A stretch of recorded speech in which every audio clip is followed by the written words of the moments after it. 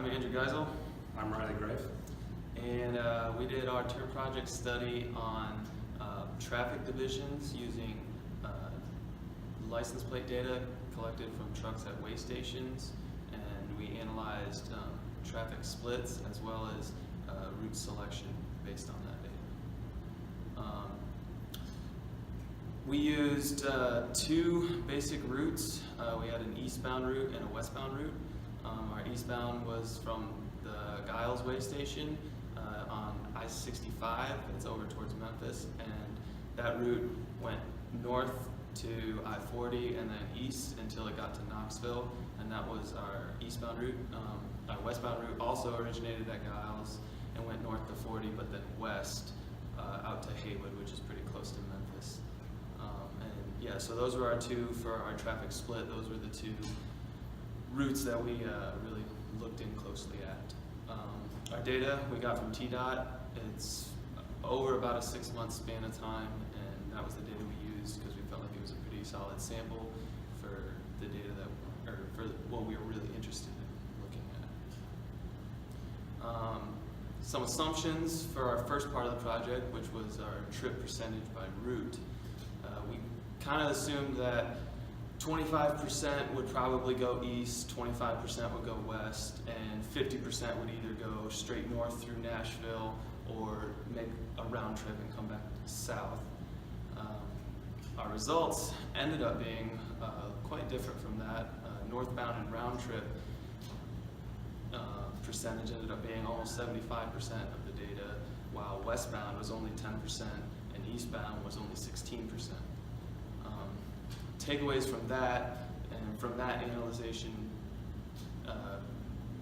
really kind of made us think what caused this data to be different from our assumptions, and we didn't account for stations that may have been closed for certain times of that 6 months, which means trucks were probably passing right through and weren't counted despite making trips. We didn't factor in any type of per capita demand, which means trucks going west, there's not as much out west as there is directly east on 40, so maybe there was more demand to the east, which made that eastbound percentage higher than the westbound. And then the interstate system has a lot of state highways that aren't accounted for and other more local roads that could cause a lot more shuffling up of trips and leave trucks only being counted in one direction and not back.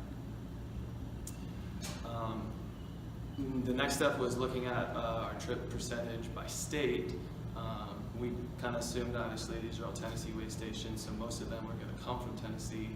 And then we also assumed, 6 months of data that we're looking at, there'd be a very wide range of states that were represented in our data sample. We were surprised to find that most of our data came from trucks with Indiana license plates, whereas we assumed it was Tennessee going to be the highest. Tennessee was the second highest, which makes sense, and then Alabama was the third highest. Alabama being the third highest, we kind of attributed to the fact that our trip origins are just across the Alabama border, so there would be a lot of Alabama vehicles coming north from there. Takeaways that we got from those results was the reason most of them were from Indiana is probably attributed to freight costs and taxes on trucks and transit being cheaper for nationwide companies. It would make it more valuable for them to license their vehicles in Indiana than any other state, and that's why we saw a lot from Indiana. All right, so the second part of our analysis was trip frequency. We looked at 5 different weigh stations: Coffee, Haywood, Geisel, Knox, and Unicoi. And from the data, we collected 3 different statistics based on what we found. And the first one was the average time the truck passed a specific weigh station in our time range. The second was percentage of trucks that only visited a specific weigh station once. And the last was the average days it took for a truck to visit the same way station again. So here, the first you can see the coffee way station was way lower, about 4 trips during this time period per truck, whereas the average was somewhere around 7 to 8. And you notice here in the percent of trucks that only pass through one way station, coffee was way high, about 50% of all the trucks that passed through the coffee way station only appeared once in our window, where everything else was about 38 to 40%. Now our last data point was the number of days on average it took for a truck to get back to the same way station. And we excluded trucks that only visited one way station from the data, and we only used a portion of the entire data set for formulas, simplicity, and computation issues. So you can see Geisel way station had a much higher average number of days to get back to the original way station than the others. Yeah, and so that's basically what our study did. There's a few ways that it could have been better. We thought perhaps lengthening the window of data from 6 months to 12 months would have helped.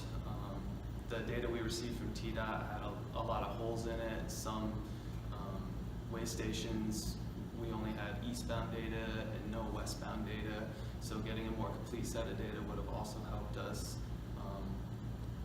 But yeah, those are our main takeaways, and thank you for listening.